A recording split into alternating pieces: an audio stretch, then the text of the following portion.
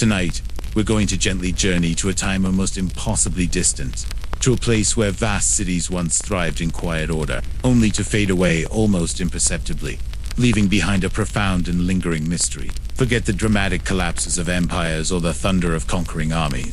Instead, picture the serene flow of a mighty river, the meticulous layout of sun-baked brick streets, and the quiet rhythm of a civilization that seems to have simply, peacefully, we're going to explore the enigmatic tale of the lost cities of the Indus Valley and their peaceful demise.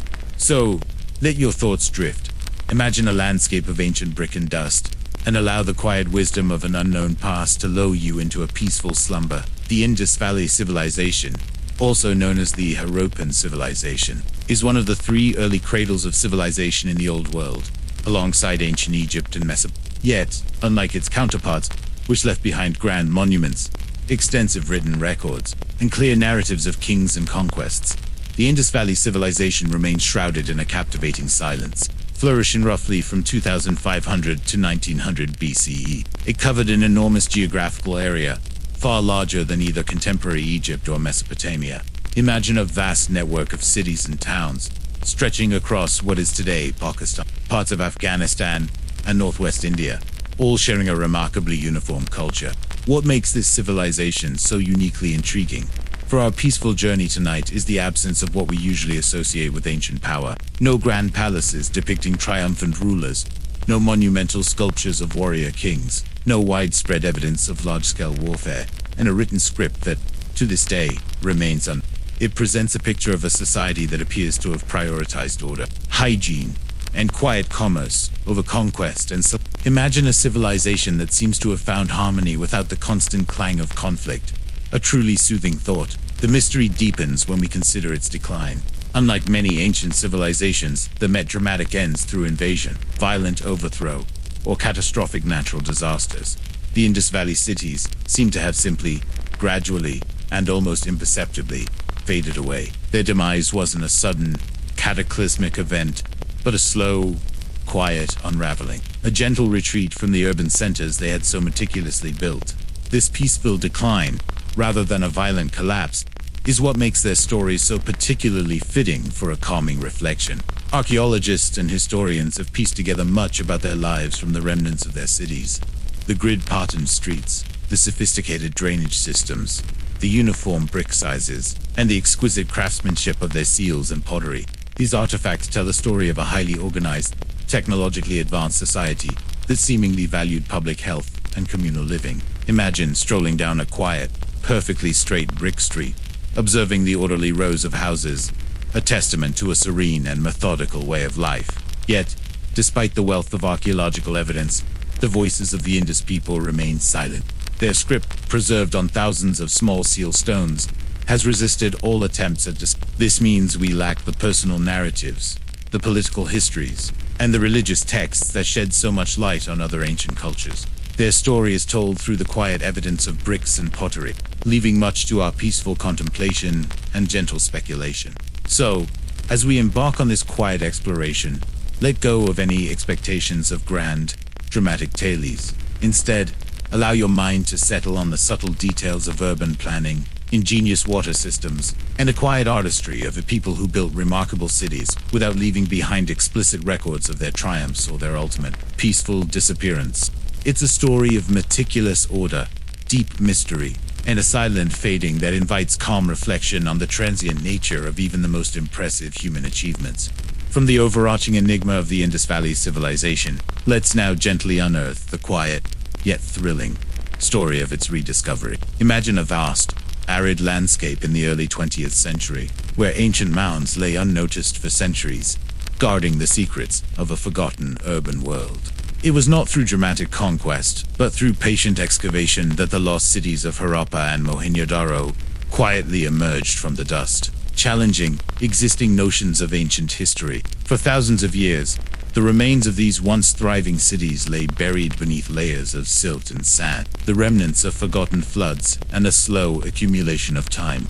Local villagers in areas like Harappa, in what is now Pakistan, had long known of ancient brick mounds, sometimes even scavenging the uniform, baked bricks for building their own homes, or for railway construction in the 19th century. Imagine the quiet, unassuming daily work of these villagers, unknowingly dismantling fragments of a colossal ancient civilization.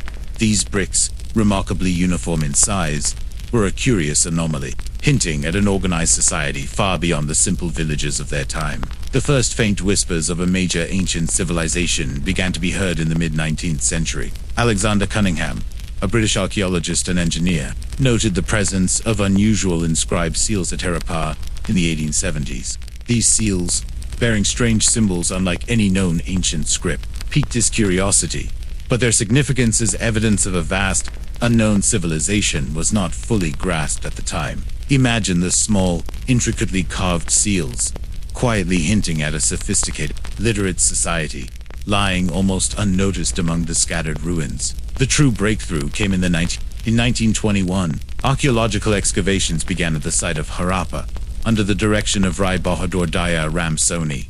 He started to uncover evidence of a large, well-planned city. Almost simultaneously, in 1922, R.D. Banagi began excavating at Mohenjo, hundreds of miles to the south, near the banks of the Indus River.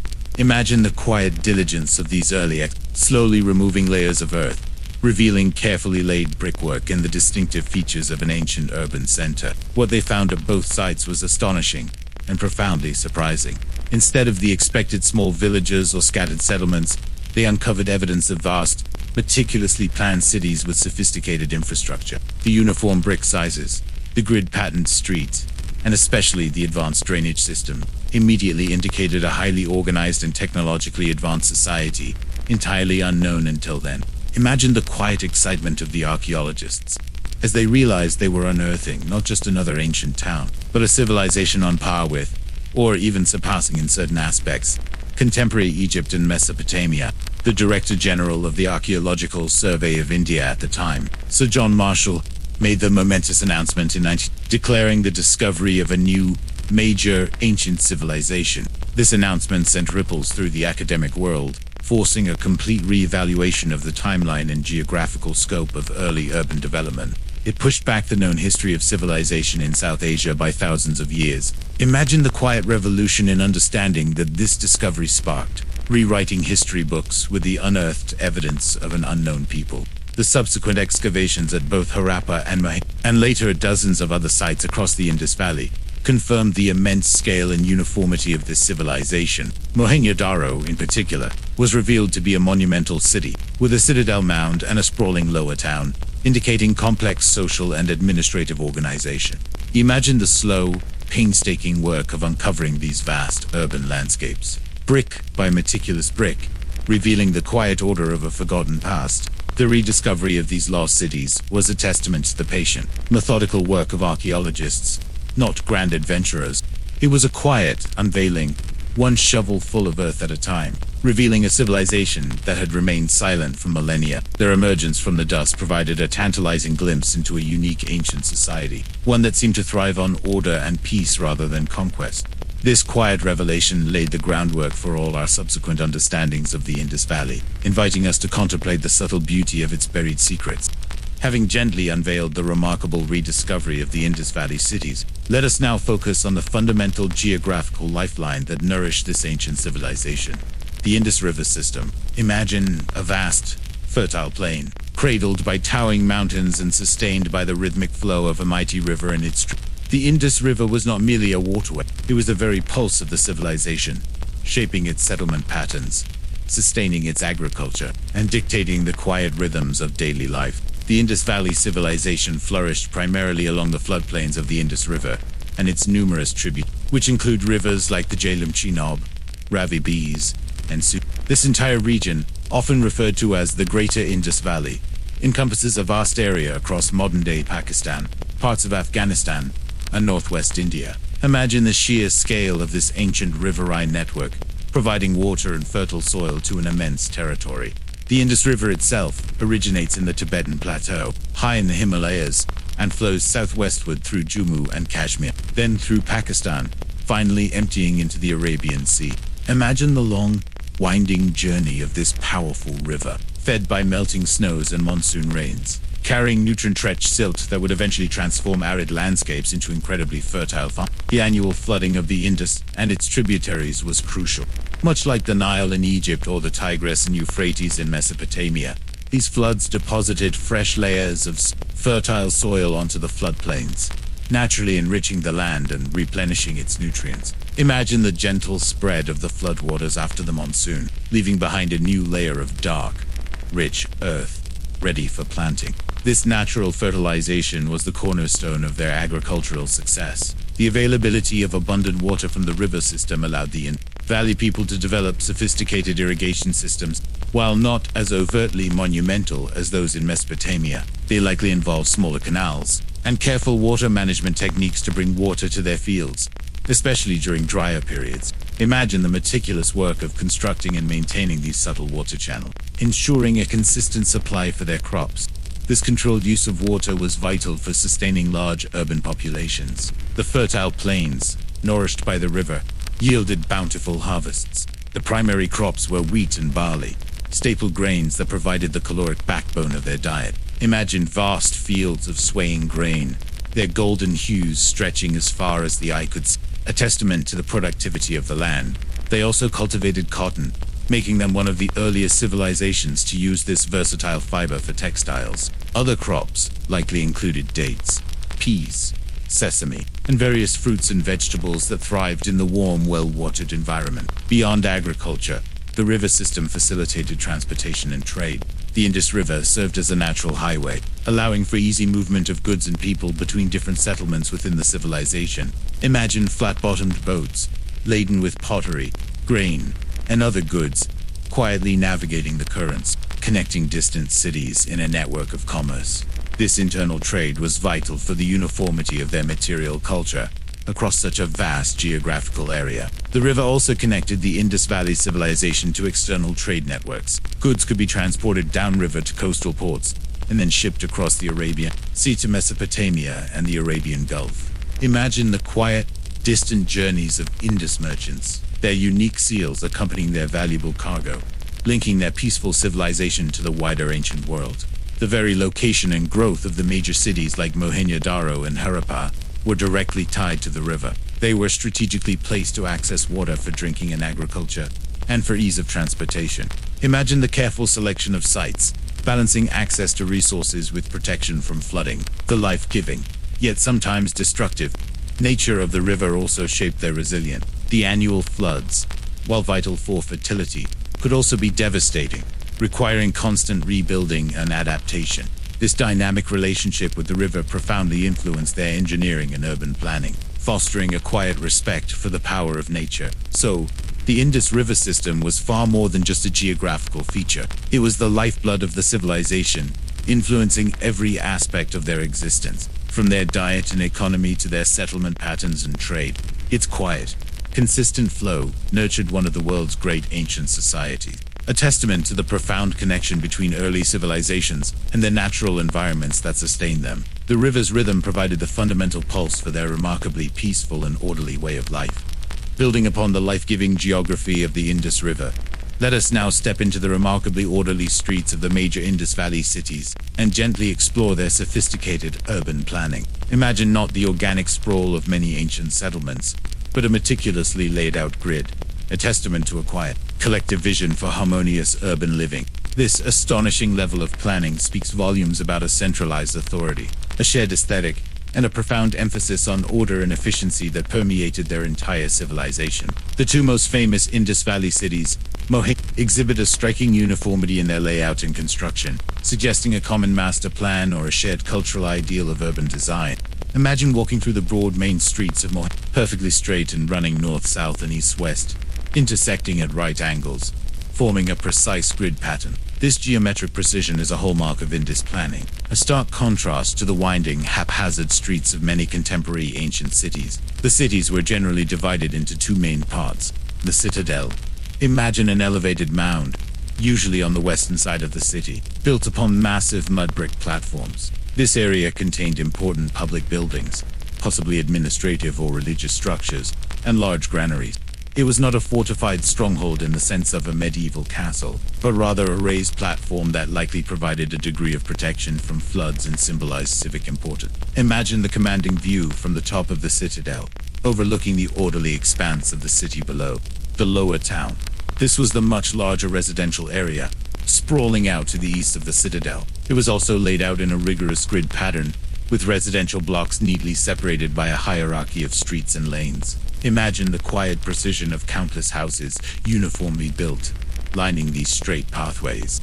A defining characteristic of Indus urban planning was the standardization of brick size. Across hundreds of sites, from small villages to vast cities, the baked bricks used for construction adhered to a consistent ratio, typically 1 to 2 to 4. Imagine the quiet, rhythmic work of brick makers, producing millions of these perfectly proportioned bricks, a testament to a collective system of quality control and shared building practices. These fired bricks, more durable than sun-dried mud bricks, speak to their advanced engineering and a desire for longevity. The streets themselves were remarkable. They were typically wide, allowing for easy movement of people and carts. Imagine the quiet bustle of daily life on these broad thoroughfares, unencumbered by chaotic congestion. Smaller lanes and alleys branched off the main streets, providing access to individual homes. The careful planning extended even to traffic flow, with main streets often having central dividers or wide vert. Crucially, Indus cities had sophisticated drainage and waste management systems integrated into their urban plan from the very beginning. Imagine the hidden network of covered drains running beneath the streets, carrying wastewater away from homes in public areas. Houses often had private bathing areas and latrines, with their wastewater flowing into the municipal drains. This was an astonishing achievement for the ancient world, far surpassing the sanitation levels of many contemporary civilizations. It speaks to a profound communal concern for hygiene and public health, a quiet testament to their forward-thinking approach to urban living. The individual houses, built of baked brick, were generally organized around a central courtyard, providing light and ventilation. They were often multi-storied, with stairs leading to upper levels. Imagine the quiet domestic rhythm within these courtyards, offering a private space away from the public streets. The lack of ostentatious palaces or temples in the lower town, and the general uniformity of house sizes, suggests a relatively egalitarian society, at least in its urban layout, where wealth was not overtly flaunted through residential grandeur. The meticulous planning also extended to public wells and water supply. Each neighborhood or block likely had access to communal wells, ensuring a distributed water source. Imagine the quiet drawing of water from a shared well, a daily ritual that brought communities together. This impressive urban planning was not the result of individual genius, but rather a clear indication of a strong, perhaps decentralized, civic authority capable of enforcing standardized regulations across a vast territory. It suggests a society that valued order, collective well-being, and a harmonious flow of daily life. The quiet precision of their cities, built with such foresight and uniformity, remains one of the most compelling and peaceful legacies of the Indus Valley Civilization, inviting us to contemplate a society that found serenity in meticulous design, building upon the remarkable urban planning of the Indus Valley cities. Let us now gently illuminate one of their most astonishing achievements, their advanced water management and sanitation systems. Imagine a bustling ancient city where public hygiene was prioritized, where every home had access to clean water, and where wastewater was efficiently carried away, all without the aid of modern technology. This quiet dedication to public health and convenience truly set the Indus Valley Civilization apart and speaks volumes about their communal values. At the heart of their water management was a network of public wells. Unlike many ancient cities, where water might be fetched from a central river or a few scattered sources, Indus cities like Mohenjo-Daro boasted hundreds of wells. Imagine a deep, carefully constructed brick-lined well in almost every street or block, providing readily accessible fresh water to individual households and neighborhoods. These wells, often circular and extending deep into the water table, were a testament to their engineering prowess and their commitment to distributed water access. Imagine the quiet murmur of daily life around these wells, neighbors gathering to draw water, but their ingenuity extended far beyond just providing clean water. The Indus Valley Civilization developed arguably the most sophisticated drainage system of the ancient world. Imagine a hidden network beneath the meticulously paved streets, a system of covered brick drains, each carefully sloped to carry away wastewater. Main drains ran along the principal streets, connecting to smaller channels that led from individual houses. This wasn't haphazard. It was a carefully engineered municipal system designed for efficiency and public health. Each house, whether large or small, typically had its own private bathing area and latrine. Imagine a small, raised platform within a house, with a drain connected to the street's main sewer system. These bathing areas were often designed to allow wastewater to flow directly into the public drains. Some houses even featured rudimentary flushing systems, where water from a nearby jar or cistern could be poured down the latrine chute to aid waste removal. This level of domestic sanitation was unparalleled in the ancient world, and speaks volumes about their communal concern for cleanliness. The drains themselves were constructed with remarkable foresight. They were made of baked bricks, laid with precision to ensure water flow. Crucially, many were covered with stone slabs or additional bricks, keeping the wastewater out of sight and preventing foul odors and the spread of disease. Imagine the quiet efficiency of this hidden system, carrying away waste discreetly, contributing to a cleaner and healthier urban environment. Periodically, these drains would have required maintenance and cleaning. Imagine the civic authorities organizing teams to lift the heavy covers and clear out any blockages, ensuring the continuous flow of the system. This ongoing maintenance speaks to a well-organized municipal administration responsible for public services. Beyond the domestic and street-level drains, Mohenjo-Daro boasts the famous Great Bath, which we will explore in more detail later. However, its presence here highlights their advanced understanding of water management on a public scale. It was a large, carefully constructed waterproof tank, demonstrating their mastery of hydraulic engineering. The focus on water management and sanitation was not just about convenience. It was a fundamental aspect of public health and well-being. In crowded urban environments, poor sanitation is a primary cause of disease. By investing in such sophisticated systems, the Indus people significantly reduced the spread of waterborne illnesses, contributing to a healthier and more productive population. This quiet commitment to communal hygiene is one of the most remarkable aspects of their civilization. The consistency of these sophisticated systems across widely separated Indus cities suggests a shared understanding of urban planning and public health principles, or perhaps a central authority that disseminated these ideas. It points to a society that prioritized the collective good and understood the importance of a clean environment for everyone, not just the elite. In the midst of an ancient world where open sewers and contaminated water were common, the Indus Valley Civilization stood out as a beacon of hygienic foresight. Their elaborate network of wells, drains, and private bathing facilities speaks volumes about a people who quietly mastered the art of urban water management, creating cities that were remarkably clean and healthy for their time. This peaceful dedication to practical well-being remains one of their most compelling legacies. From the flowing waters of their urban sanitation, let us now gently shift our gaze to the captivating realm of ancient Indus Valley art and craft. Imagine a civilization that expressed its aesthetic sensibilities not through monumental statues of conquering heroes, but through exquisite, smaller objects designed for daily life, ritual, and quiet contemplation. Their unique artifacts, particularly their seals, and the striking absence of widespread warfare imagery, offer a profound and peaceful insight into their cultural priorities. Unlike contemporary civilizations like Egypt and Mesopotamia, the Indus Valley people did not leave behind massive temples adorned with battle scenes, or colossal sculptures of powerful pharaohs and warrior kings. Their artistry was largely expressed through smaller, more intricate objects, suggesting a different cultural focus. This absence of overtly militaristic art is one of the most intriguing characteristics of their civilization, hinting at a society that prioritized different forms of expression and power. The most famous and ubiquitous examples of Indus art are their seal stones. Imagine small, exquisitely carved square or rectangular tablets, typically made of steatite, often no larger than a postage stamp. These seals are miniature masterpieces, bearing incredibly detailed carvings of animals, real and mythical, and lines of the animals. Common animal motifs include the unicorn, short-horned bull, elephant, tiger, rhinoceros, and buffalo. Imagine the quiet precision of the ancient carvers, capturing the essence of these majestic creatures with remarkable artistry. These animal depictions are often rendered with striking realism and vitality. Human-like figures. Some seals depict human-like figures, occasionally in yogic or meditative postures, hinting at religious or spiritual practices. Imagine the serene stillness of these figures, suggesting a contemplative aspect to their beliefs. The script. Each seal also features a sequence of the enigmatic Indus script, a series of symbols that remain Imagine the silent mystery of these symbols, tantalizingly close, yet utterly unreadable.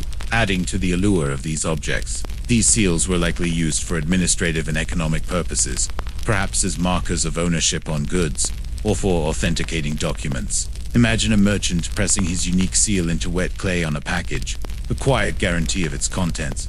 But beyond their practical function, they are profound artistic statements, revealing a highly sophisticated aesthetic and symbolic language. In addition to seals, the Indus people produced a wide range of other terracotta figurines and pottery. Imagine delicate terracotta toys, tiny cards, animals, and human figures, hinting at the playful side of their daily lives. Their pottery was generally plain and utilitarian for everyday use, but some fine pottery featured geometric or stylized natural motifs, painted in black on a red background. Imagine the simple elegance of these vessels, functional yet subtly adorned. Bronze and copper artifacts also showcase their advanced metallurgical skills. They produced tools like axes, saws, and knives, as well as imagine the famous dancing girl of Mohenjo-Daro, a small, captivating bronze statuette depicting a lithe young woman in a confident pose. This tiny figure, only about 10 centimeters tall,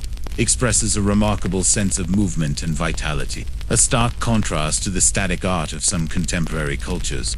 The absence of overt warfare imagery is a striking feature. While some tools could be interpreted as weapons, and some fortifications existed, their art is not dominated by scenes of battle, victorious kings, or depictions of military might. This stands in stark contrast to the art of Mesopotamia and Egypt, where kings often commissioned monumental art celebrating their military triumphs. Imagine a civilization that chose to depict peaceful animals and intricate symbols rather than scenes of conflict. This suggests a different societal emphasis, perhaps one that valued internal order and communal well-being over external aggression. Even there, few stone sculptures are modest in scale and imbued with a quiet dignity. Imagine the priest-king bust from Mohenjo-Daro, a contemplative figure with a serene expression, intricately carved beard, and a trefoil pattern on his robe. He is not depicted as a warrior, but as a figure of authority, wisdom, and perhaps spiritual insight, further reinforcing the notion of a peaceful, contemplative elite. The art and craft of the Indus Valley Civilization speak to a people with a refined aesthetic, exceptional technical skills, and a distinct cultural identity. Their artifacts, rather than roaring with tales of conquest, whisper quietly of order, intricate design, and perhaps a deep connection to the natural world and spiritual contemplation. This peaceful, artistic expression remains one of the most compelling aspects of their mysterious and serene civilization.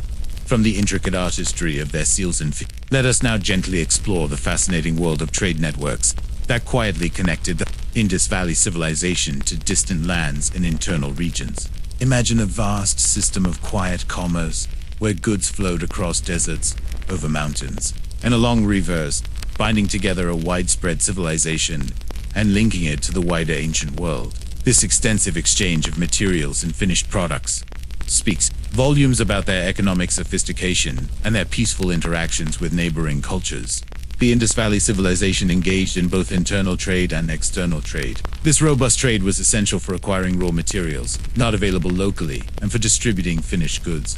Internal trade, the remarkable uniformity of Indus Valley material culture across its vast geographical spread, from Harappa in the north to Lotho in the south, strongly suggests a highly organized internal trade network. Imagine standardized weights and measures, often cubic in shape and made of chert, used consistently across all major sites. These weights facilitated fair and efficient exchange of goods, a quiet testament to their sophisticated economic system. Raw materials. Different regions within the Indus Valley had different natural resources. For instance, timber would come from forested areas, copper from certain mining regions, and various types of stone from quarries. These materials would then be transported to urban centers for crafting. Imagine logs quietly floating down a river, or heavy stone blocks being hauled on carts along well-maintained roads. Agricultural surplus. The fertile river plains produced abundant wheat and barley. This agricultural surplus would have been traded with areas less suited for farming, or processed into goods for export. Finished goods. Specialized workshops in major cities produced standardized pottery, beads, tools, and textiles. These goods would then be distributed throughout the vast civilization. Imagine a potter's skill firing terracotta vessels, destined for markets hundreds of miles away, carried quietly by land or river. External trade. The Indus Valley Civilization had significant trade relationships with its contemporary powers, Mesopotamia. Evidence of trade with Mesopotamia is what Indus Valley seals have been found in Mesopotamian cities like Ur, Kish, and Lagash, indicating the presence of Indus merchants or goods. In return, Mesopotamian cylinder seals and certain artifacts have been found in Indus sites. Imagine small, intricately carved Indus seals, perhaps authenticating a shipment of cotton textiles or carnelian beads, arriving in the bustling markets of Sumer. The commodities exchanged included carnelian beads, lapis lazuli, cotton textiles, and perhaps timber. In return, the Indus likely received silver, wool, and perhaps some luxury goods from Mesopotamia. Persian Gulf. Trade with regions in the Persian Gulf, particularly, and Malua, was also crucial. Imagine quiet sailing ships traversing the Arabian Sea, laden with goods, their sails billowing in the gentle winds. Archaeological finds in these regions, such as Indus weights and seals, confirm these maritime connections. Central Asia and Afghanistan. Lapis lazuli, a highly prized blue stone, was imported by the Indus Valley people from mines in Afghanistan. Imagine the arduous journey of this precious stone across rugged mountain passes, brought into the Indus sphere for internal use and local resources from neighboring regions. Resources like copper, gold, silver, and various semi-precious stones were sourced from regions bordering the Indus Valley, such as Rajasthan or areas in present-day Iran. The means of transport were varied and adapted to the terrain. For land routes, ox carts were likely common, as evidenced by terracotta models found in cities. Imagine the slow, rhythmic creak of wooden wheels as ox carts, laden with goods, traversed the flat plains. For Riverine and maritime trade, boats were essential. Imagine flat-bottomed riverboats silently navigating the Indus, or larger sailing vessels venturing into the Arabian Sea. The nature of their trade appears to have been largely peaceful and mutually beneficial. There's little archaeological evidence to suggest that their trade relationships were backed by a military force or conquest, a stark contrast to some other ancient powers. This suggests a civilization that prioritized commercial diplomacy and orderly exchange over aggressive expansion.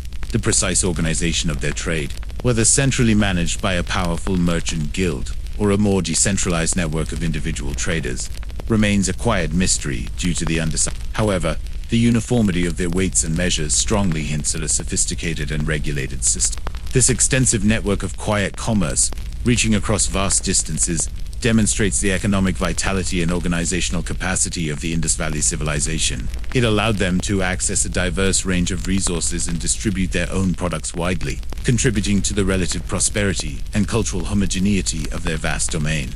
This peaceful pursuit of trade remains one of the most compelling and serene aspects of their forgotten urban world. From the intricate web of quiet commerce, let's now gently consider a truly intriguing aspect of the Indus Valley Civilization: its seemingly unique social structure, which suggests a society characterized by a more gentle hierarchy, or even a surprisingly egalitarian ethos compared to many of its contemporary ancient civilizations. Imagine a vast urban landscape where overt displays of centralized power or individual wealth appear muted, hinting at a communal organization rooted in civic cooperation rather than stark social stratification. When we look at ancient Egypt or Mesopotamia, we immediately see clear evidence of highly centralized power structures, monumental palaces, grand tombs of pharaohs or kings, and elaborate temple complexes dedicated to ruling deities dominate the landscape. Their art vividly depicts rulers, priests, and warriors in positions of clear authority. The social hierarchy is explicitly visible in their architecture, burials, and iconography. In contrast, the Indus Valley cities present a strikingly different picture. Absence of grand palaces or royal tombs. Archaeologists have not found any structures that definitively identify as a king's palace or the monumental burial site of a single, all-powerful ruler. While there are large public buildings, such as the Great Bath or large they don't seem to be residences of a supreme monarch in the way pharaohs' palaces were. Imagine a civilization flourishing for centuries without leaving behind the grand, ego-driven monuments of individual rulers. This suggests a different form of governance, perhaps more collective or decentralized. Uniformity in housing. As we discussed, the lower towns of Mohenjo-Daro and Harappa show remarkable uniformity in house sizes and construction. While there were certainly differences in wealth, some houses are larger, with more rooms and better amenities, The striking absence of supermansions for an elite class, towering above the rest, is notable. Imagine a neighborhood where most homes, though varying in detail, broadly share a similar footprint and construction quality. This suggests a more equitable distribution of resources, or a cultural discouragement of overt displays of individual wealth, limited depiction of rulers, warriors. Unlike Egypt and Mesopotamia, where rulers and military triumphs are central to artistic expression, Indus art lacks clear depictions of conquering kings, powerful emperors, or large-scale battle scenes. The priest-king bust from Mohenjo, while clearly a figure of authority, exudes a contemplative rather than an aggressive aura. This absence suggests that military prowess or individual rule might not have been the primary ideals celebrated by this society. Emphasis on public works. The impressive urban planning, sophisticated drainage systems, and widespread public wells point to a strong emphasis on communal well-being and civic organization. Imagine a society that invests heavily in infrastructure benefiting everyone, rather than primarily building opulent residences for an elite few. This suggests a strong civic body or collective decision-making process that prioritizes public health and order. What kind of social structure does this evidence suggest? Historians propose several possibilities: oligarchy or theocracy. Perhaps the cities were ruled by a council of elders, priests, or merchants, rather than a single king. This might explain the emphasis on collective decision-making and public works, and the lack of a centralized, individualistic monarch. The priest-king figure could represent such a collective leadership, or a religious leader, rather than a political sovereign. More egalitarian society, while not truly classless.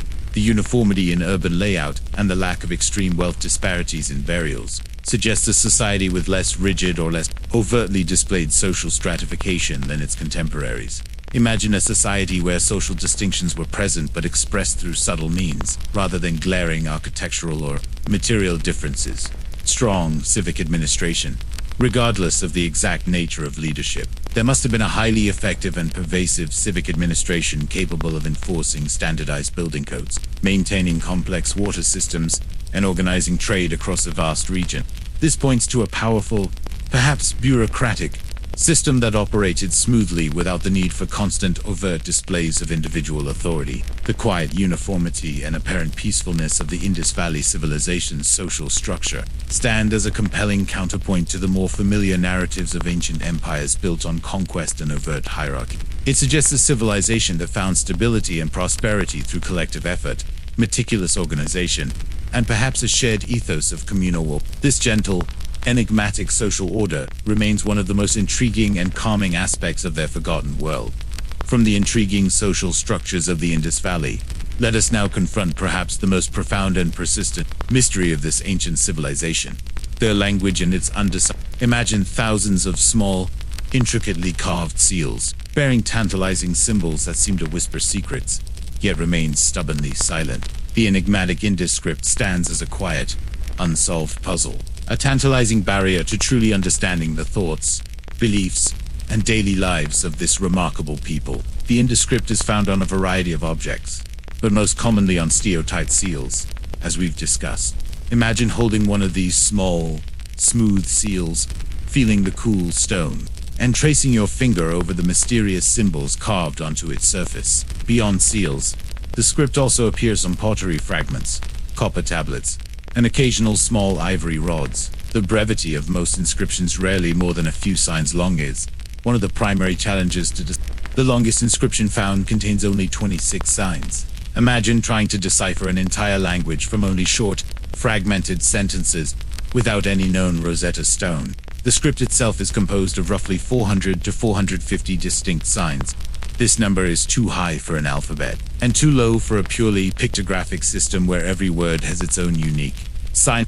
This suggests that the Indus script is likely a logosyllabic system, similar to cuneiform or hieroglyphs, where some signs represent whole words and others represent syllables. Imagine the complexity of such a system, where a single symbol might represent a concrete object or a phonetic sound depending on its context. Despite numerous attempts by scholars from around the world over the past century, the Indus script remains There are several key reasons for this persistent silence. No bilingual text. Unlike Egyptian hieroglyphs, which were famously deciphered thanks to the Rosetta Stone, there is no known bilingual text for the Indus script. We have no parallel text in a known language to provide a linguistic key. Imagine trying to solve a code without any hints, without any comparison to a language you already understand. Short inscriptions. The brevity of the inscriptions makes it incredibly difficult to identify repeating patterns, grammatical structures, or common phrases that might offer clues to the underlying language. Longer texts would provide more context and data for analysis. Unknown underlying language. We don't know what language the Indus people spoke. If the script records a language that has no modern descendants or no known ancient relatives, decipherment becomes exponentially harder. While some theories suggest a connection to Dravidian languages, this remains unproven. Imagine the quiet frustration of scholars, spending lifetimes meticulously analyzing these symbols, categorizing them, and searching for any pattern that might unlock their meaning, only to be met with continued silence. Every new discovery of an Indus seal sparks renewed hope, but the fundamental challenges persist. What do we know, or hypothesize, about the script's function? Administrative, economic. Given their prevalence on seals, it's widely believed that the script was used for administrative purposes, perhaps marking ownership of goods, identifying merchants, or authenticating trade documents. Imagine a merchant's name or a product label encoded in these mysterious symbols. Religious, ritualistic. Some signs appear to have symbolic or religious connotation, suggesting the script might also have been used for ritualistic purposes, or to record sacred texts. Personal identification. The brevity and repetition on seals suggest they might represent names, titles, or affiliations of individuals or groups. The undeciphered nature of the Indus script is one of the profound reasons why the Indus Valley Civilization remains so enigmatic. We can reconstruct their cities, understand their trade, and marvel at their sanitation, but we cannot hear their voices. We cannot read their laws, their histories, their poetry, or their personal letters. This silence is both a challenge and a source of enduring fascination. It leaves much to our quiet contemplation and gentle speculation. What were their beliefs? What stories did they tell? What were their deepest thoughts? These questions remain suspended in the air, captured but unread on thousands of clay and stone tablets. The silent, mysterious script of the Indus Valley Civilization invites us to ponder the limits of archaeological understanding and the enduring power of a language that continues to guard its secrets, inviting only peaceful reflection. From the silent mystery of their undeciphered script, let us now step into a specific, monumental, and deeply intriguing structure of the Indus Valley Civilization. The Great Bath of Mohenjo. Imagine a vast, perfectly proportioned public bathing facility, built with meticulous precision, designed not for leisure, as we might understand it, but for a serene and perhaps sacred purpose. This impressive edifice speaks volumes about the communal values of the Indus people and their profound connection to ritual purity. The Great Bath is one of the most iconic and best preserved structures at the site of Mohenjo. Imagine walking onto a large, paved courtyard and seeing before you an enormous rectangular tank, approximately 12 meters long, 7 meters wide, and 2.4 meters deep. This was no ordinary pool. Its construction demonstrates an astonishing level of engineering prowess for its time.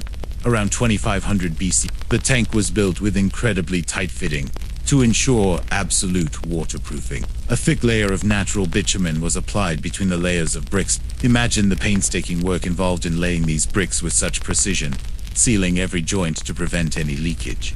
This dedication to waterproofing was a remarkable feat of ancient engineering, indicating the immense value placed on the structure's function. Steps led down into the tank from both the north and south ends, allowing easy access to the water. Imagine descending these wide, sturdy steps, feeling the cool stone under your bare feet. A raised platform at the top provided a perimeter walk around the tank. Crucially, the Great Bath had an incredibly sophisticated system for filling and draining. Water was supplied by a large, brick-lined well, likely located in an adjacent room or courtyard. Imagine the quiet, continuous flow of fresh water being drawn from the well and channeled into the tank.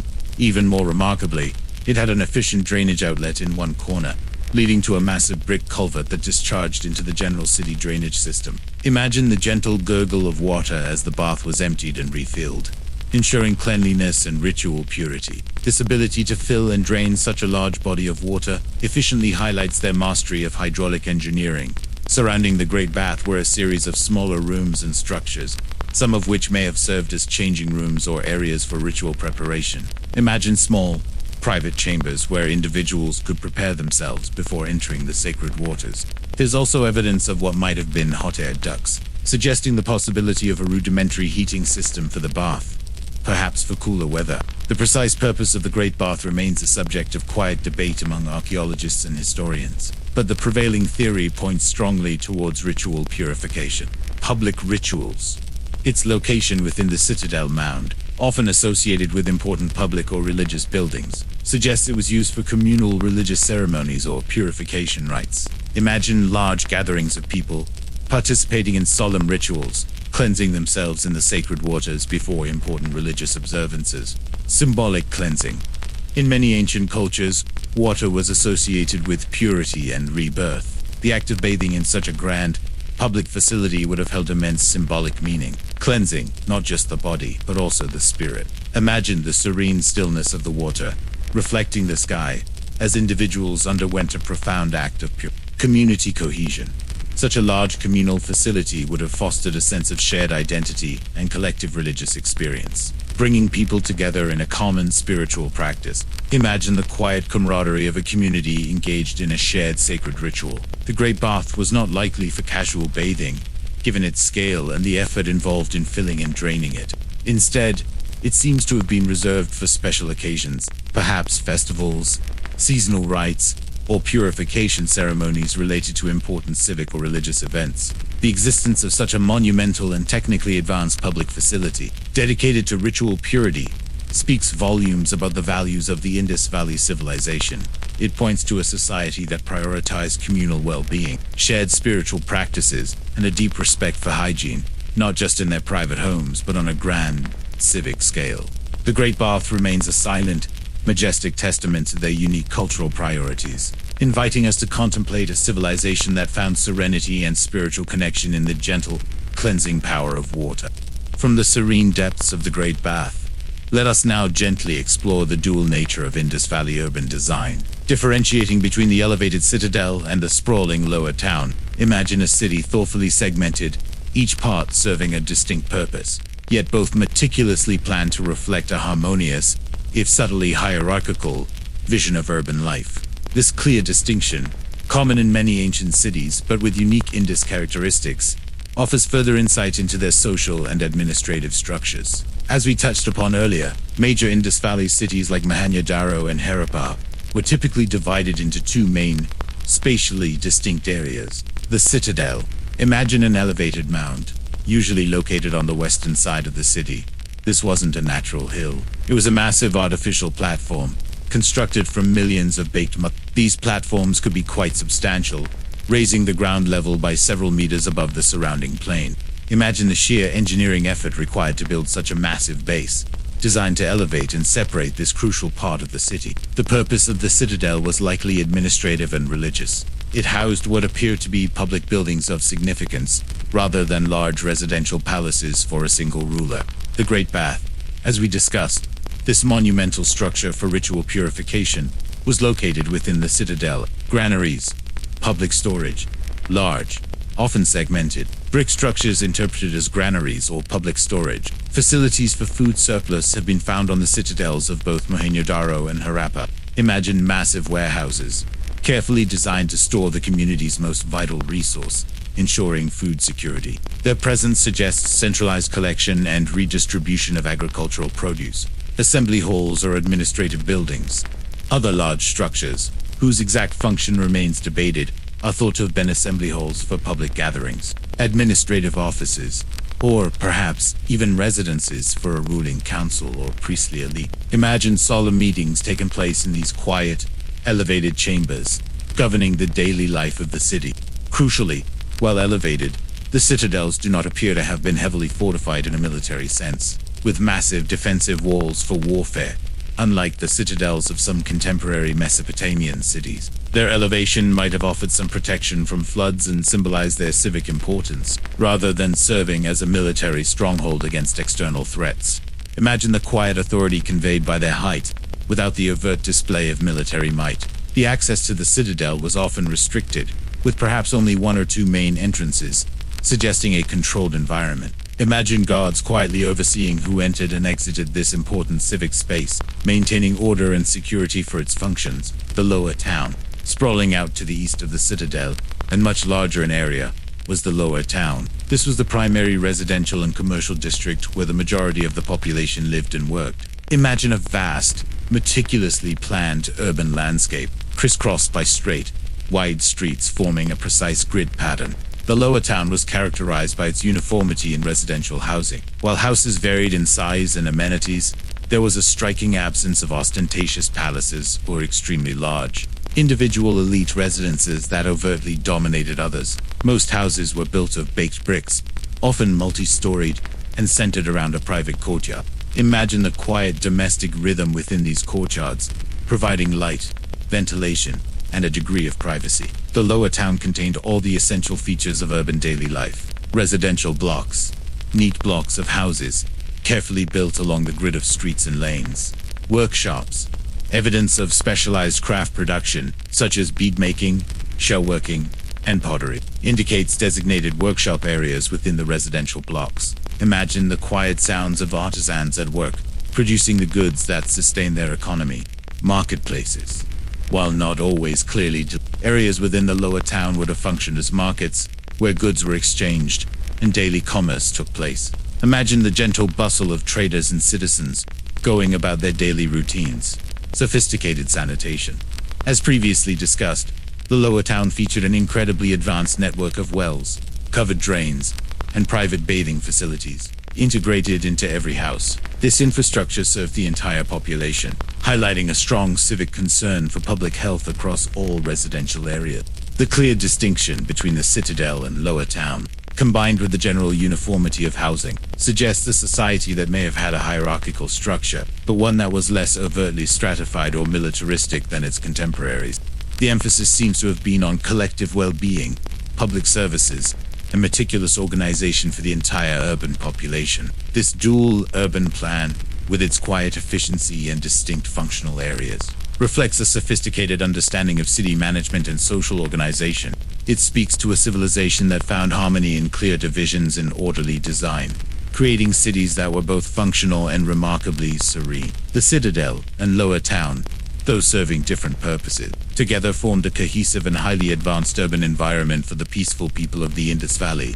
From the impressive layout of their cities, let us now gently shift our focus to the intimate details of the material culture that surrounded the daily lives of the Indus Valley people. Imagine stepping into a typical Harappan home, not filled with grand, ostentatious objects, but with carefully crafted, functional items designed for everyday use, comfort, and quiet adornment. These common household items, tools, and personal embellishments offer a serene glimpse into their practical ingenuity and their aesthetic sensibilities. The most ubiquitous material in Indus Valley homes was pottery. Imagine a variety of ceramic vessels, predominantly wheel-made and fired to a reddish-brown color, often with black painted designs. For daily use, much of it was plain and utilitarian.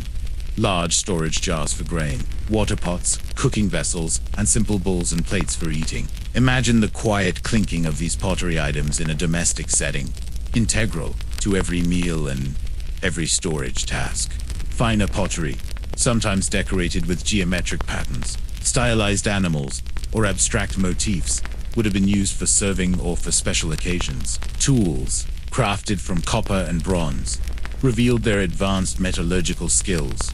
Imagine the glint of a well-made copper axe, a sharp bronze knife for butchering, or a sturdy fishing hook. They produced a range of tools for agriculture, carpentry, and various crafts, indicating a specialized workforce. Flint blades, while simpler, were also common for cutting and scraping. Even their weights, as we discussed, often cubic and made of chip, were meticulously crafted and highly standardized, facilitating fair trade. Imagine the smooth, cool feel of these precise weights in your hand, a testament to their orderly commerce. For grinding grains and preparing food, stone tools were essential. Imagine the rhythmic sound of a saddle quern and a muller, as someone processed grain into flour, a constant backdrop to domestic life. Pestles and mortars were used for crushing herbs and spices, or preparing pastes. Personal adornment was important, reflecting both aesthetic preferences and social standing, though without the ostentation of some other ancient cultures. Both men and women wore jewelry. Imagine strings of beads, crafted from a dazzling array of materials. Carnelian, a vibrant orange-red stone, often skillfully etched with intricate white patterns, a hallmark of Indus craftsmanship. Imagine the delicate artistry required to create these tiny, perfect designs. Steatite, often glazed white, fashioned into tiny, disc-shaped beads that were incredibly popular. Lapis lazuli, imported from Afghanistan, a deep blue stone used for luxurious beads. Jasper, agate, amethyst, other semi-precious stones, each with its unique color and texture. Shells, used for bangles, rings, and inlay work, bringing the beauty of the sea into daily wear. Gold and silver. Though less common, gold and silver jewelry, often simple necklaces, bracelets, and earrings, indicate wealth. Imagine the soft gleam of a gold earring, subtly catching the light. Beyond beads, bangles made from terracotta, shell, or copper were common, worn primarily by women. Imagine the quiet jingle of bangles as a woman went about her daily tasks. Finger rings, earrings, and nose studs were also worn. Figurines, particularly terracotta human and animal figures, offer insights into their domestic life and beliefs. Imagine small, hand-modeled female figurines, often interpreted as fertility, found in many homes, perhaps used in household rituals. Animal figurines, like bulls or birds, may have been toys for children or votive offerings. Games and toys were also part of their material culture, indicating a playful side to daily life. Imagine miniature terracotta carts with movable wheels, small animal figures, or even dice, suggesting a love for simple amusements. These finds remind us that despite the grandeur of their urban planning, the Indus people also cherished the small, quiet joys of domestic life. Textiles, particularly cotton, would have been abundant, as the Indus Valley was a major center for cotton cultivation. While organic materials rarely survive, indirect evidence suggests weaving was a significant craft. Imagine the softness of cotton fabric, worn as simple garments, providing comfort in the warm climate. The material culture of the Indus Valley Civilization, characterized by its functionality, standardization, and quiet artistry, paints a picture of a people who valued order, practicality, and a subtle appreciation for beauty in their everyday objects. These unassuming artifacts, found quietly resting in the layers of ancient cities, allow us to reconstruct the serene rhythm of their daily lives, providing a tangible connection to a civilization that found elegance in simplicity. From the quiet elegance of their everyday objects, let us now confront the central enigma of the Indus Valley Civilization's disappearance, by gently exploring the leading scientific theory for their peaceful demise: climate change. Imagine a subtle, insidious shift in the very environment that once nurtured this vast civilization, a slow, quiet transformation of weather patterns that gradually, imperceptibly, rendered their meticulously planned cities unsustainable. This environmental shift, rather than a cataclysmic event or violent invasion, offers a remarkably calm explanation for their eventual abandonment of urban life. For many decades after its discovery, the decline of the Indus Valley civilization was a puzzle. Early theories often proposed dramatic events like the Aryan invasion theory, suggesting a sudden collapse due to external conquerors. However, archaeological evidence has largely debunked this idea, revealing no widespread signs of mass violence, burning, or sudden destruction in the later phases of Indus cities. Instead, the evidence points to a much more gradual, peaceful, and almost unnoticed decline. The prevailing scientific consensus now points to climate change, specifically alterations in monsoon patterns, as the primary driver of their demise. Imagine the life-giving Indian summer monsoon, a system of seasonal winds that brings crucial rainfall to the Indian subcontinent, sustaining its agriculture for millennia. For the Indus Valley Civilization, this monsoon was absolutely vital. Around 2200 to 2000 BCE, just as the Indus Civilization reached its peak, or slightly after, scientific evidence from paleo suggests a significant and prolonged period of aridity or drought began. This wasn't a sudden, single year of bad rain, but a multi-century weakening of the monsoon system. Reduced rainfall. Imagine the skies becoming subtly less generous, the vital monsoon rains becoming lighter and less predictable. This would have directly impacted rain-fed agriculture, reducing crop yields and putting immense pressure on food supply. Decreased river flow. The Indus River, while fed by Himalayan snowmelt, also relied heavily on monsoon rains for their volume and consistent flow. A weakening monsoon would have led to reduced water levels in the rivers, making irrigation more challenging and less reliable. Imagine the once mighty rivers subtly shrinking, their currents less robust, making navigation and water diversion harder. Dustier environment. Less rain and drier conditions would have led to an increase in dust storms, and a generally harsher, more arid environment. Imagine the constant presence of fine sand and dust, encroaching on fields and settlements, making life less comfortable and agriculture more precarious. The impact on a civilization so deeply reliant on large-scale, irrigated agriculture would have been profound. Agricultural stress. Reduced water availability would have put immense stress on their primary food crops, wheat and barley. Crop failures would have become more frequent, leading to food shortages and potentially localized famines. Imagine the quiet despair of farmers watching their crops wither, knowing the sustenance of their families in cities was at risk. Strain on urban centers. Large urban populations require consistent and massive food surpluses. As agricultural productivity declined, it would have become increasingly difficult to feed the thousands of people living in cities like Mohenjo-Daro and Harappa. Migration. Faced with dwindling resources, people would have gradually begun to abandon the large urban centers and move towards areas where water was still more plentiful, or where smaller-scale rain-fed agriculture was still possible. This would have led to a deurbanization, a slow, quiet dispersal of populations from the grand cities back into smaller, more sustainable rural settlements. Imagine families quietly packing their belongings, leaving their meticulously built brick homes for an uncertain but perhaps more sustainable future elsewhere. This process was not a violent collapse but a gradual retreat. It was a rational adaptation to changing environmental conditions. As the monsoons weakened over centuries, the viability of large-scale urban living in the core Indus regions diminished. The impressive infrastructure, the sophisticated drainage systems, and the grand public baths became harder to maintain with a shrinking population and dwindling resources. The cities didn't fall in a dramatic sense. They were slowly, peacefully abandoned as their inhabitants dispersed to more ecologically viable areas.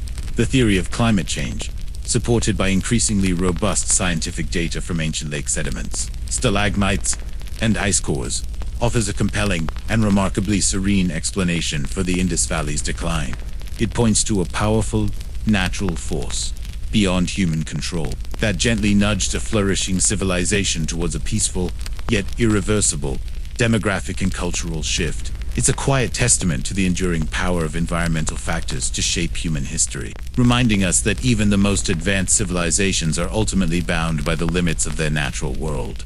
Building upon the critical role of climate change, let us now gently focus on a more specific environmental factor that profoundly contributed to the peaceful demise of the Indus Valley Civilization: the changing courses of the river and its Imagine a mighty river, the lifeblood of a civilization, subtly shifting its path over centuries, leaving once fertile lands, arid and once thriving cities, without their essential water supply. This quiet, geological transformation was a powerful, natural force that gradually compelled the inhabitants of the Indus Valley to abandon their magnificent urban centers. The Indus River system, like many large river systems, is inherently dynamic. Rivers, especially on flat alluvial plains, naturally meander over long periods. They erode one bank and deposit silt on the other, slowly but inexorably changing their course. For a civilization entirely dependent on these waterways for agriculture, drinking water, transportation, and trade, such shifts could be devastating. Imagine a city like Mohenjo-Daro, strategically located on the banks of the Indus, to take advantage of its resources. If, over several decades or centuries, the main channel of the river gradually shifted miles away from the city, the consequences would be dire: loss of water supply. The sophisticated public wells and private bathing systems would no longer be able to access the vital ground, which was replenished by the river. Imagine the wells slowly drying up, leaving the urban population without their essential daily water supply. Agricultural collapse. The vast agricultural lands surrounding the city, which relied on irrigation from the river or its annual floods, would become increasingly arid and unproductive. Imagine once fertile fields turning to dusty, barren land, unable to sustain the massive food surpluses required by an urban center. Disruption of trade. The river was a crucial artery for internal and external trade, A shift in its course would sever a city's direct access to this vital transportation network, hindering the import of raw materials and the export of finished goods. Imagine boats no longer able to reach the city's docks, isolating it from its economic lifelines. This phenomena was not a sudden catastrophe, like an earthquake or a volcanic eruption. Instead, it was a slow, incremental process, a quiet geological dance over generations.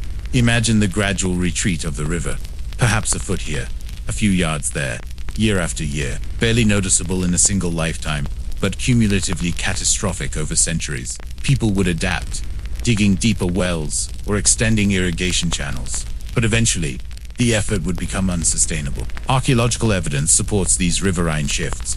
Studies of ancient riverbeds and geological surveys indicate that several Indus cities, including some major ones, were eventually left far from their life-giving water sources. For example, some theories suggest that the Gagahakra river system, once a mighty river that nourished many eastern Indus settlements, began to dry up or change its course significantly, contributing to the abandonment of those regions. Imagine the desolation of once thriving towns left stranded in a parched landscape. The response of the Indus people to these environmental changes was, remarkably, peaceable adaptation and migration, rather than conflict or a sudden collapse. Faced with diminishing water resources and unproductive land, the populations would have gradually begun to disperse. Deurbanization. People would have quietly left the large cities, moving towards smaller, more sustainable settlements where water resources were still available, or towards the eastern and southern margins of the Indus sphere where monsoon rainfall might still support agriculture. Imagine families gathering their essential belongings, leaving their meticulously built brick homes not in haste or fear of attack, but out of the quiet necessity of survival. Shift to rural life. This gradual abandonment led to a deurbanization process, where the complex, organized life of the cities slowly gave way to a more rural, agrarian existence in scattered villages. The infrastructure of the great cities' sophisticated drains, the public baths, the granaries would have fallen into disrepair, no longer maintained by a cohesive urban population. The changing course of the rivers, combined with a broader weakening of the monsoon system, create an existential crisis for a civilization so intrinsically tied to its waterways. It highlights the profound vulnerability of even highly advanced ancient societies to long-term environmental shifts beyond their control. There was no enemy to fight, no battle to be won against the slow, inexorable movement of a river. So, the quiet and peaceful demise of the Indus Valley Civilization was, in large part, a testament to the powerful, yet silent, forces of nature. The subtle shifting of riverbeds, combined with a weakening monsoon, gently nudged a flourishing urban society to gradually abandon its monumental cities. It's a poignant reminder of the delicate balance between human civilization and the natural world, a tale of quiet adaptation in the face of an unstoppable environmental transformation. As our journey through the enigmatic Indus Valley Civilization gently concludes, let us settle into the final, peaceful chapter of its story. Its quiet abandonment and the lingering, yet subtle, legacy it left behind. Imagine not a dramatic ruin, but a slow, almost imperceptible fading, as cities built with meticulous care were gradually relinquished, their once bustling streets becoming silent, absorbed back into the patient earth. This peaceful end, far from being a failure, was a profound act of adaptation, leaving a quiet imprint on the subsequent history of the subcontinent. The archaeological evidence strongly supports a process of deurbanization rather than a sudden violent collapse. Imagine the inhabitants of cities like Mohenjo-Daro and Harappa not fleeing in terror, but quietly dismantling what they could, packing their essential belongings, and moving to smaller, more sustainable settlements. As the monsoons weakened and the rivers shifted, maintaining vast urban centers became an unbearable burden. The intricate drainage systems would have slowly clogged. The public wells dried up, and the meticulously planned streets gradually became overgrown with sand and vegetation. This wasn't a sudden exodus, but a gradual dispersal over perhaps a century or more. From around 1900 BCE onwards, as conditions worsened in the core urban areas, people moved eastward and southward, towards regions where the monsoon rains were still reliable or where smaller, more decentralized communities could thrive. Imagine families, not in panic, but with quiet resignation, making the difficult decision to leave their ancestral homes, seeking better prospects in more ecologically viable areas. The great cities were not violently destroyed. They were gently abandoned. There are no widespread signs of burning, mass graves, or the kind of widespread destruction that marks the end of many ancient civilizations. Instead, archaeological layers show a decline in the quality of construction, a reduction in the uniformity of brick sizes, and a simplification of pottery styles in the later phases.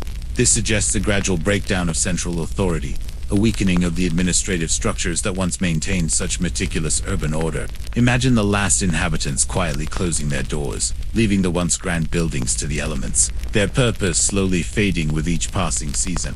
While the sophisticated urban culture of the Indus Valley Civilization, as a coherent entity, largely disappeared, the people themselves did not vanish. They simply dispersed and adapted, transforming their way of life. The skills they possessed in farming, pottery, and water management would have been carried to their new settlements, contributing to the development of subsequent cultures in the region. The lingering legacy of the Indus Valley Civilization is subtle but profound. Agricultural practices. Their mastery of irrigated agriculture, particularly the cultivation of wheat, barley, and cotton, laid the groundwork for future agricultural development in the subcontinent. Technological innovations. Their standardized weights and measures, advanced brick technology, and impressive drainage systems continue to influence building practices and trade for centuries, even if less systematically applied. Imagine the quiet influence of their engineering knowledge, passed down through generations. Cultural continuity. While their script remains undeciphered, many scholars hypothesize that aspects of Indus religious beliefs and practices, such as figures resembling a proto-Shiva, or the reverence for water, may have subtly contributed to later Hindu traditions. The emphasis on ritual bathing and purity found in later Indian religions might find an ancient echo in the Great Bath. Imagine a quiet thread of spiritual practice, subtly connecting the ancient past to later beliefs. The idea of order. The remarkable urban planning and civic organization of the Indus cities demonstrate a deep-seated cultural value for order, cleanliness, and communal well-being. This underlying appreciation for systematic living in public health may have quietly informed subsequent societies in the region. The peaceful demise of the Indus Valley Civilization is a unique and poignant chapter in human history. It reminds us that not all great civilizations end with a dramatic flourish of conflict. Sometimes, the most powerful forces are the quiet ones. The shifting patterns of climate, the meandering course of a river, and the gradual, rational adaptation of a people seeking survival. Their story is a testament to the resilience of humanity in the face of environmental change, and the enduring, often quiet, influence of a civilization that prioritized order, hygiene, and peaceful coexistence. As you drift deeper into peaceful slumber, allow the quiet mystery of the Indus Valley to settle in your mind. Their silence is not an emptiness, but a profound canvas for contemplation, a gentle reminder that even in abandonment, a lasting legacy can quietly persist, shaping the world in subtle, enduring ways. Sweet dreams.